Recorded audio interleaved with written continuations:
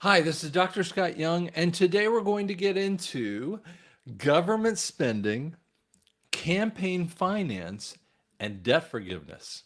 We're going to show you the exposure of all that stuff too. Guys, please do me a favor, like and subscribe. But you know what? Share with your friends because I'm telling you, YouTube's messing with me more times than you count. Helps me out if you kind of click through as well to any of those kind of things. So that makes a big difference for me with that too. You know, always go to drscottyoung.com and download a whole bunch of cool things out there too. Okay. All right, so let's get into this again. I never sell QFS crypto. That is fake from the pit of hell. People go, well, am I talking to you online? No. Go to drscottyoung.com if you don't know, okay? You're not talking to me. You're probably talking to some crazy weirdo who's trying to pillage you. Don't listen to that stupid. Okay? So this is not going to be a long one, but it's going to give you some good information that will help you out with that too. So let me show you some interesting parts here. Look at this. This is a fascinating thing. This is the top donor. So these are talking about who gives what. Now, if you look at Trump, you're seeing like a flat level of donations. Now, these are from the big ones, right? But notice that some of it's United Holdings, Lockheed Martin, Bank of America, Wells Fargo, U.S. Army, some different ones, right? And they're pretty flat overall when you realize who's doing it. Now, you're going to see, how much more the Democrats do. Okay. But look at who's at top of the list. This should be, relatively freaky deaky. Okay. And to kind of show you, Alphabet Company. If you don't know what the Alphabet Company is, that's who the GOOGLE with called YT, what we're on right now, they give the most amount of money to a political campaign. Huh? And how come the University of California, a supposed public entity, is giving money, massive amounts of money, that's in the billions? And then the U.S. government, whereas the U.S. government's not given anywhere near as much to him. And Microsoft, Amazon, Facebook, Apple. What? Harvard, Stanford, AT&T. Now look at Wells Fargo's playing both sides of the fence. This happens with all the banking kind of thing. The state of California, on top of University of California, is given massive amounts of money. Disney. These are the companies that you need to be watching for. Now, trust me, these companies are not any good either.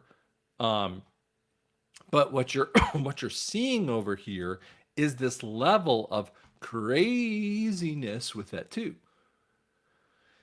And one of the things that Trump keeps stating is that several sites are bringing up the Kamala. She earned 81 million in like 48 hours. No, she didn't. She just took the money from there. Okay. Or Kamala, got 200 million or something like that. No, she repurposed that money, which is illegal campaign finance. It is another fix of NESARA that you guys don't really see. Okay. It's just the way that we're going to talk about this transparency that is coming in the future. Now, here's another interesting one, right? The United States contributed $667 million. How do we have the money for that? I mean, for a public, to finance a public kind of thing for, pandemic stuff, right? Like, how do we have the money for that? We don't. You see, all it is just to shove it in their pockets. And this is what we don't have as budget transparency. This is how they play with you, right? They don't care about that. They're not caring about saving you in any other way, shape, or form. They just want to take money so they can shove it in their own pockets. That's why, no, I talk about the CARES 2 Act, but there was a ton of crud in there as well.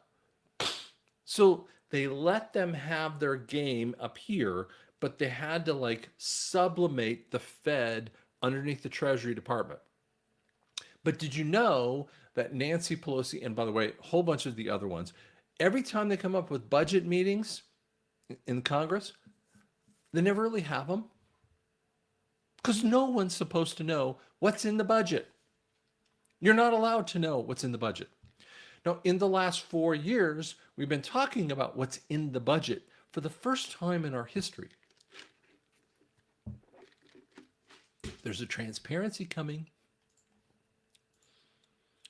Now, here's an interesting one. I like these guys on Twitter. So someone was sharing that with me. I don't remember exactly who was doing that, but 11% of U.S. consumers are 90 days delinquent on their homes. I mean, this is a big deal. We're not talking about like a 90 days delinquent on a $5,000, credit card. We're talking about FHA loans. Now, FHA are first-time buyers. They're so screwed up. These are people that had lower credit scores in the first place.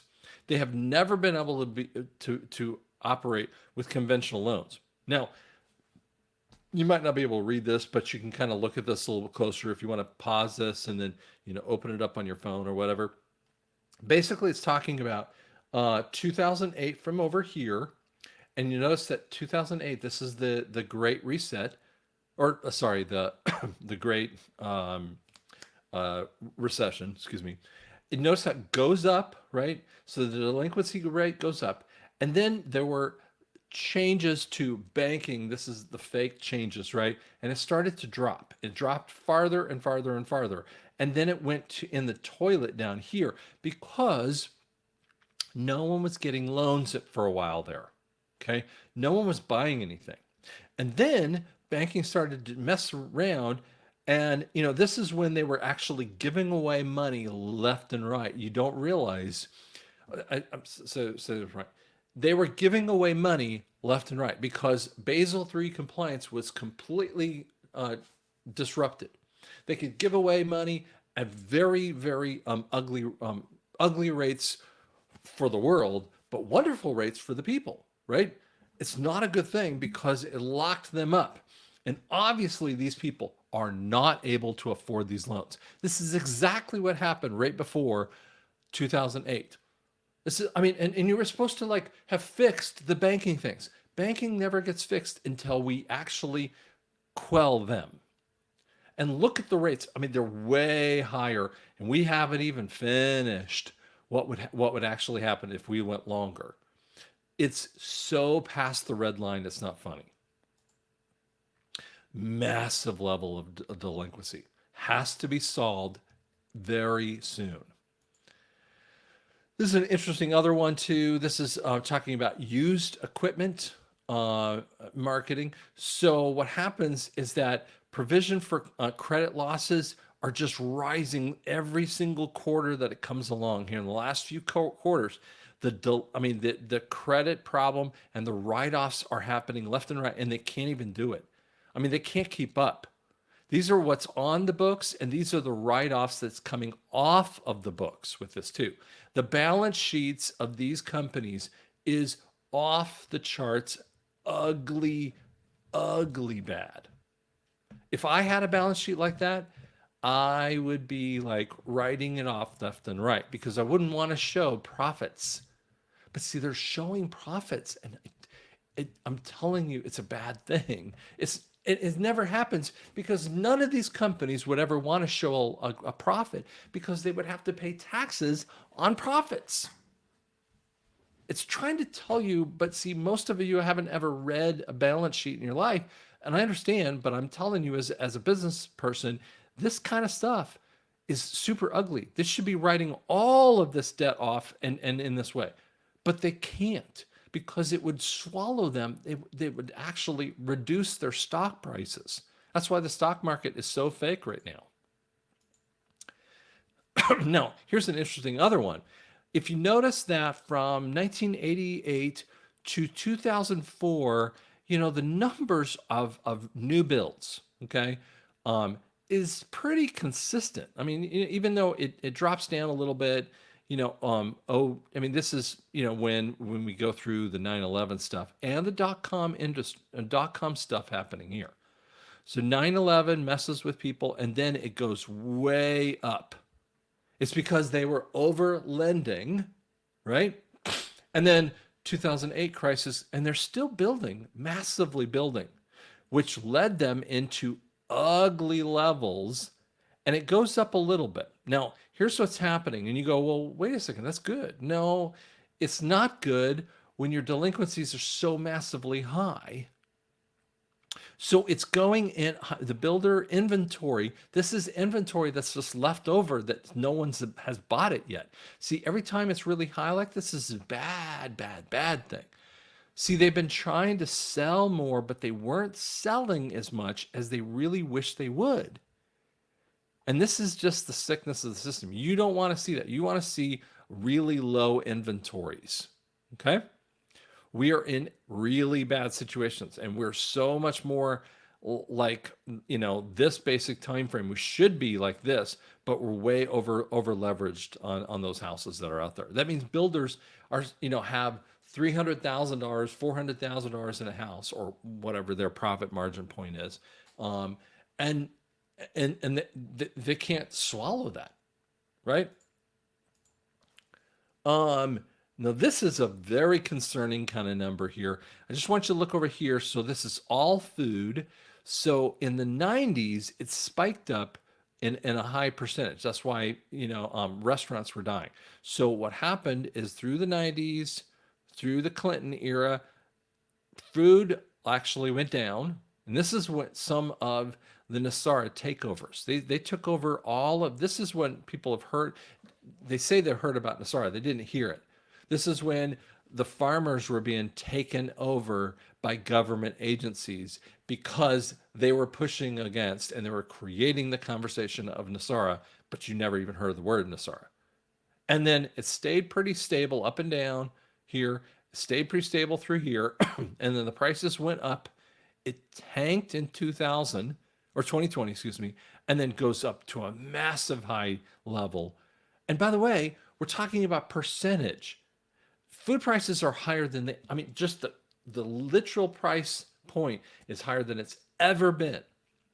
When we talk about groceries, we're seeing the same thing. We're talking about percentage of your income versus dining out. It's all gone up into higher percentages, which is actually a higher dollar cost point. It's beyond the capabilities of people. This is very, very concerning. That's why you're seeing restaurants die off left and right. Okay. And Stephanie here again, I'm going to interest you on this. This is a video that you can watch on my system that actually talks about what happens if NESARA really doesn't occur. So if you haven't seen this one, I just put it out there, but stay tuned because you can actually see this. So I really want to recommend that you take some time and watch some of this information so that you have more background and capabilities of understanding it. Now, guys, if you would do me a favor, is to go off and like and subscribe. First of all, let me pull it off the screen here. Like and subscribe this, share with your friends because it really makes a difference for me. Okay. You can go to drscottyoung.com and you can see a lot more information that's out there. Thanks so much.